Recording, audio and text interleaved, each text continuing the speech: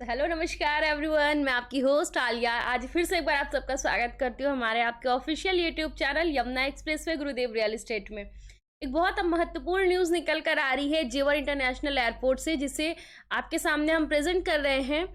बात कर रहे हैं कि जैसे जैसे जेवर इंटरनेशनल एयरपोर्ट अपनी एक तरह से स्टार्टिंग की फेज की तरफ बढ़ रहा है, एक तरह से आप मान सकते हैं कि वहाँ पे जो भी वर्क किया जा रहा है वो संचालन की ओर बढ़ रहा है, तो वहाँ पे बहुत सारी बेसिक नीड की चीज़ों की रिक्वायरमेंट आ रही है, जिसमें एक सबसे बड़ा जो महत्वपूर्ण पार्ट है जिसे हम कह सकते हैं वो होता है बिजली का। यानी कि विद्युत उत्पाद वहाँ पे किस तरह से किया जाएगा, कैसे वहाँ पे इलेक्ट्रिसिटी को जो कंजम्पशन है उसे फुलफिल किया जाएगा। क्योंकि अभी के टाइम पे जो इलेक्ट्रिसिटी वहाँ पे दी जा रही है वो तो एक तरह से आप कह सकते हैं अस्थायी कनेक्शन उनके पास है, जिसके साथ वो अभी चल रहे हैं। जो भी अभी वहाँ पे यूज़ है इलेक्ट्रिसिटी का वो चल रहा, बट ये इनफ नहीं है।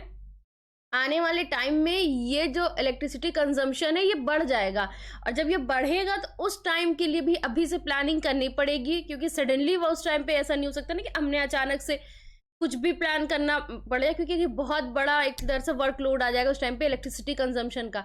तो उसको अभी से टाटा, ज्यूरिक्स और भी ये हमारे पूरा जो इसका प्रबंधन कर रहे हैं नोएडा इंटरनेशनल एयरपोर्ट का, उन्होंने काफ़ी बड़े लेवल पे अधिकारियों के साथ बैठ के बैठक करी। उस पर निष्कर्ष निकाला कि ये जो आने वाले समय में बिजली उत्पादन जो आपका नोएडा इंटरनेशनल एयरपोर्ट के लिए करना है वो कैसे होगा, कहाँ से होगा बेसिकली, तो उस पर ये पूरी न्यूज़ निकल कर आई है। ए से जेड तक चीज़ें आपको बताएंगे इस न्यूज़ के माध्यम से, तो वीडियो एंड तक ज़रूर आप लोग देखिए। यहाँ पे जो इलेक्ट्रिसिटी का फ्यूचर में एक तरह से आप कह सकते हैं कि जब इलेक्ट्रिसिटी की कंजम्पशन की ज़्यादा डिमांड आएगी तो उस टाइम पे जो यहाँ पे बिजली प्रोवाइड किया जाएगा वो किया जाएगा सेक्टर 18 और सेक्टर 32 की तरफ से। उस सेक्टर्स में जो सबस्टेशंस बन रहे हैं इलेक्ट्रिसिटी के, वहाँ से इनको बिजली प्रोवाइड की जाएगी। बेसिकली उस पर ये पूरी न्यूज़ है, तो वीडियो एंड तक ज़रूर देखिएगा, काफ़ी इन्फॉर्मेटिव है। वो लोग जो ये जानने के लिए बहुत बेसब्री से वेट करते रहते हैं कि कब एयरपोर्ट का काम ख़त्म होके एयरपोर्ट स्टार्ट होना शुरू हो जाएगा, कब सारी चीज़ें स्टेबल हो जाएंगी। तो अब आप देखिए धीरे धीरे इसी तरह से चीज़ें स्टेबल होंगी, एक एक बेसिक चीज़ों पे अथॉरिटी, साथ ही जो नोएडा इंटरनेशनल एयरपोर्ट पे कंपनी वर्क करी वो एक एक धीरे धीरे लेवल पे एक एक जो बेसिक स्टेज है उस पर काम करेगी, और फिर उसके बाद ही हमें सब कुछ कंप्लीट होके देखने को मिलेगा। तो नोएडा एयरपोर्ट को बिजली सप्लाई करेंगे 4 बिजली घर, बेसिकली 4 बिजली घर से इलेक्ट्रिसिटी प्रोवाइड की जाएगी एयरपोर्ट को। नोएडा इंटरनेशनल एयरपोर्ट को यमुना प्राधिकरण के सेक्टर 32 और सेक्टर 18 बिजली सब स्टेशन से आपूर्ति दी जाएगी। तो जैसा मैंने आपको बताया सेक्टर 18 और सेक्टर 32 के सब स्टेशन से यहाँ पे बिजली प्रोवाइड की जाएगी। नोएडा इंटरनेशनल एयरपोर्ट के लिए किसी प्रकार की समस्या नहीं होगी। अब बिजली की फैसला लिया गया है कि नोएडा इंटरनेशनल एयरपोर्ट के लिए अलग से बिजली घर बनाए जाएंगे।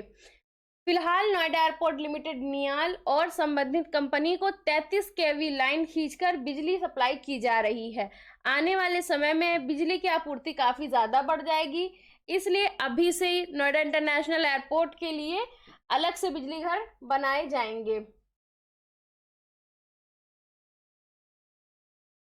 जो मेन एक तरह से विभाग है जिनकी बैठक हुई है, उनमें ये कुछ दिन पहले पश्चिमांचल विद्युत निगम के साथ नियाल, टाटा और ज्यूरिक्स इंटरनेशनल कंपनी के अधिकारियों की बैठक हुई थी।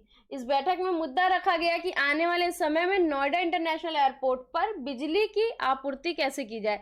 अभी तक ग्रामीण क्षेत्र से बिजली की सप्लाई की जा रही है। संबंधित कंपनी ने मांग की है कि शहरी क्षेत्र से एयरपोर्ट परियोजना को बिजली आपूर्ति की जाए, जिस पर आश्वासन मिल गया है। साथ ही विद्युत निगम के अधिकारियों ने बताया कि अभी के प्रस्ताव के अनुसार पूरी क्षमता से बिजली की खपत 2030 तक होगी। तो ये बेसिकली 2030 तक का ये पूरा इनका प्लानिंग है कि 2030 तक में जितनी जो इलेक्ट्रिसिटी कंजम्पशन होनी है उसकी अभी से पूरी प्लानिंग की जाए। उस टाइम पे किस तरह से उस टाइम पे बिजली प्रोवाइड की जाएगी, कब कब बढ़ाया जाएगा लोड। नोएडा इंटरनेशनल एयरपोर्ट को यमुना प्राधिकरण के सेक्टर 32 और सेक्टर 18 बिजली सबस्टेशन से आपूर्ति दी जाएगी। फिलहाल नोएडा एयरपोर्ट प्रबंधन के पास अस्थायी कनेक्शन है जो 5 साल के लिए लिया गया है। फैसले के अनुसार पहले चरण में दिसंबर 2023, दूसरे चरण के तहत अगस्त 2024 और तीसरे चरण में दिसंबर 2024 परियोजना के लिए बिजली आपूर्ति का लोड बढ़ाया जाएगा। इसके बाद चौथे चरण के तहत साल 2030 तक 220 केवीए के सब स्टेशन की आपूर्ति की व्यवस्था सुनिश्चित की जाएगी। तो इस तरह से बिजली कनेक्शन किस तरह से कितने केवी के और कहाँ पे सब स्टेशन बनाए जाएंगे, ये पूरी जो ये बैठक हुई है इसमें क्लियर किया गया है। मुख्य अभियंता राजीव मोहन का बयान। इस पर मुख्य अभियंता राजीव मोहन का कहना है कि विद्युत निगम 220 केवी उपकेंद्र से एयरपोर्ट तक नई लाइन खींचेगा। इस पर आने वाला खर्च निर्माण खंड द्वारा वहन किया जाएगा।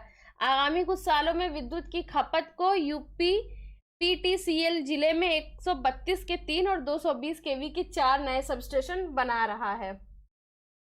तो देखिए अब बहुत वक्त नहीं रह गया है इस यमुना सिटी को बेहतर तरीके से हम लोगों को डेवलप देखते हुए, और साथ ही बहुत ही कम समय में अब यहाँ पे पब्लिक भी आकर बहुत अच्छे तरीके से रहना शुरू करेगी।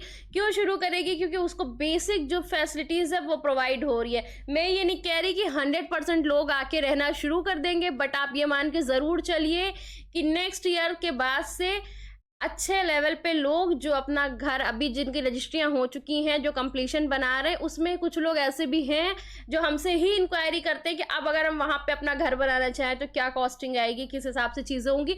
तो बस कहने का मतलब ये है कि आने वाला फ्यूचर यमुना एक्सप्रेसवे पे बहुत अच्छा है, एंड यूज़ के भी हिसाब से जो एक अच्छी लग्जरियस लाइफ के लिए इंसान को चाहिए होता है, उसकी सारी प्लानिंग यमुना सिटी पे ऑलरेडी करी जा चुकी है। बस उसे धरातल पे बना कर देना है, बट उसमें टाइम लगता है।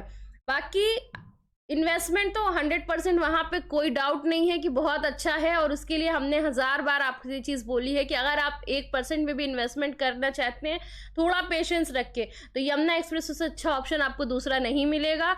तो यहाँ पे आप कुछ भी परचेजिंग करना चाहते हैं, किसी भी साइज़ में जाना चाहते हैं, तो सबसे पहले ये सारे ऑप्शन है जिसे फॉलो करके आप हमसे जुड़ सकते हैं। सबसे पहले कुछ नंबर्स हैं आपके पास 9873442971 मिस्टर नरेंद्र यादव सर का नंबर है, साथ ही 9667519002 ये number mister Kapil Yadav sir का है, एंड नेक्स्ट नंबर है 9958548641 ये मेरा नंबर है।